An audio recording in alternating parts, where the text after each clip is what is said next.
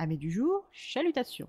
Pour les petits nouveaux, moi c'est Sekhmet et je vous souhaite la bienvenue dans mon podcast littéraire. Dans mon émission, je vais tenter 3 fois par semaine de vous donner envie de découvrir des livres de tout poil, récents et moins récents. Alors, si ça vous tente, c'est par ici la suite. Aujourd'hui, je vais vous présenter Le fantôme derrière le temple de Kashiwaba Sachiko, publié aux éditions Inis. Dans ce roman, nous allons rencontrer le jeune élève de la CM1 de l'école élémentaire Ushimaru, Kazuhiro Sada, dit Kazu, ou le troisième. Ce surnom lui correspond plutôt bien car il est vrai qu'il est le troisième en tout, que ce soit en sport ou en mathématiques, et même quand il est question des filles. Dans sa classe, il est le responsable des animaux de compagnie, Saucisson et Patapouf, les 2 hamsters. Il est du signe du bélier et du groupe sanguin O. Il est aussi le meilleur ami de Takamatsu Yusuke depuis tout petit. Leur classe est dirigée d'une main ferme par monsieur Harukawa Jiro, dit le ténor, et l'école tout entière est co-dirigée par celui que tout le monde surnomme Pois Chiche, un homme obsédé par l'histoire de la vie.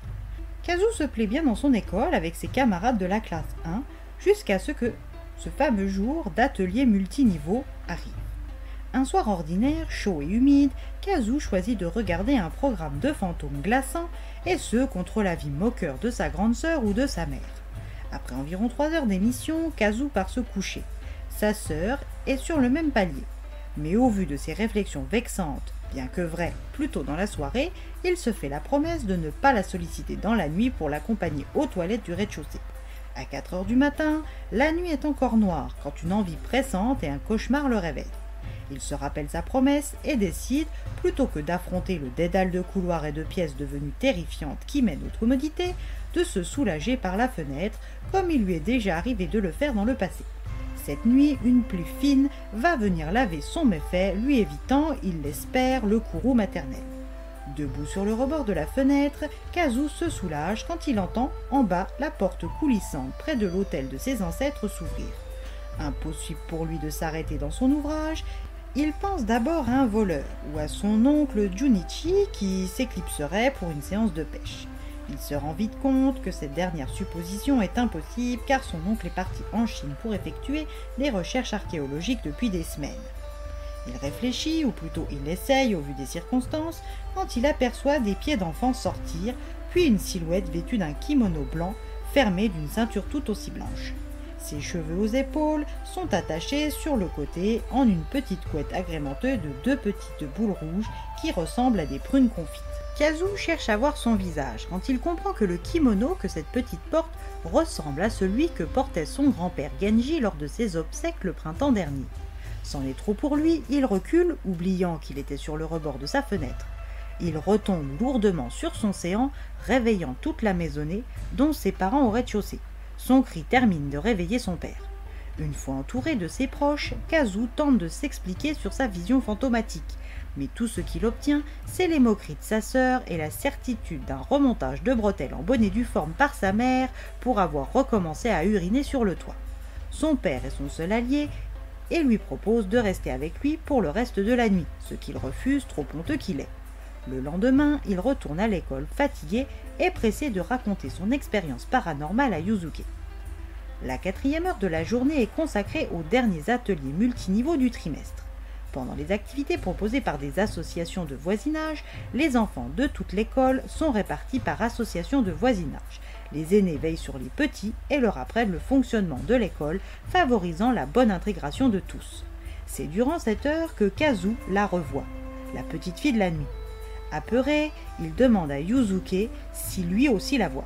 Son ami pense à une blague car celle qu'il désigne n'est autre que Shinobu Akari, une élève de leur classe, l'une de ses amies d'enfance et voisine. Kazu est sous le choc, il n'a absolument aucun souvenir de cette petite fille en dehors de ceux de la nuit passée.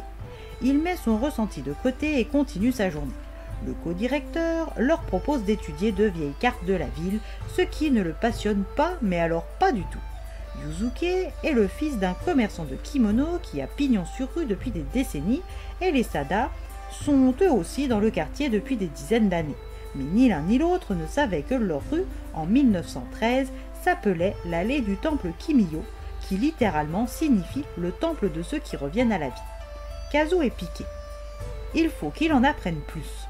En rentrant, il interroge sa mère et son père qui sont tous les deux ignorants. Mais comme son père travaille, comme son père avant lui à la mairie, il connaît peut-être quelqu'un susceptible de lui en apprendre plus sur l'histoire de leur quartier. Après un coup de fil, son père lui a obtenu un rendez-vous le lendemain avec Madame Minakami Sato, 83 printemps. Kazu se rend donc au 902 de la résidence Minami Height rencontrer cet octogénaire atypique et son chat noir Kiriko. Kazu ne se l'explique pas, mais il ne se sent pas en confiance avec la pomponnée petite mamie et décide de protéger Akari. Sato l'envoie au temple Ryusei consulter son dirigeant.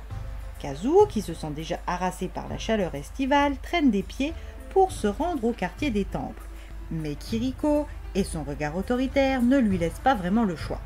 Après son entretien peu informatif au temple, il rentre chez lui où peu de temps après son retour, le président de l'association de quartier et le président de l'association des seniors lui rendent visite.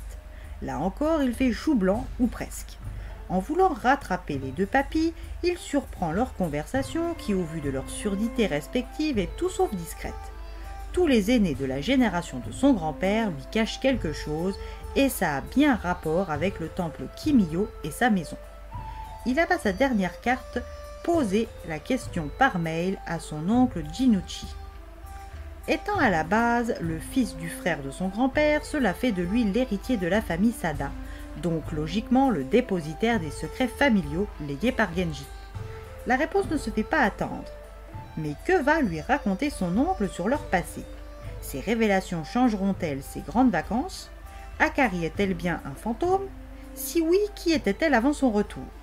Madame Minakami l'aidera-t-elle dans sa quête? À vous de suivre ce jeune garçon dans ses recherches pour le savoir.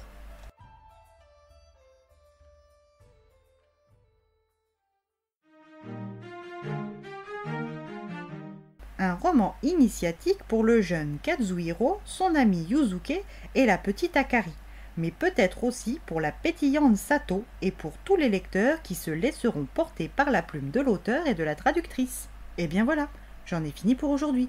J'espère que cet épisode vous aura plu et vous aura donné des nouvelles idées de lecture.